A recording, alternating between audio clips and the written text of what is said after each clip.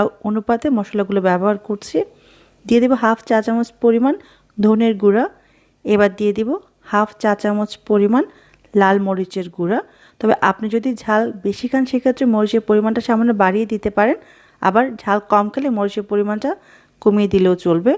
এবার দিয়ে দিব হাফ চা চামচ পরিমাণ জিরার গুঁড়া।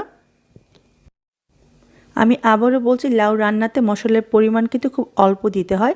এবার খুব ভালো করে নেড়ে মশলাগুলো মিশিয়ে নিব এবং চুলার আঁচটা মাঝারি করে 1 মিনিটের মতো কষিয়ে নিব। খুব ভালো করে মশলাটা কষানো হয়ে গেলে এর মাঝে যে মসুর ডালটা ধুয়ে রেখেছিলাম সেটা দিয়ে দিব।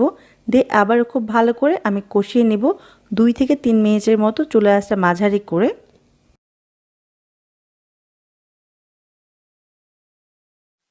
মসুরের ডালটা খুব ভালো করে কষানো হয়ে গেছে।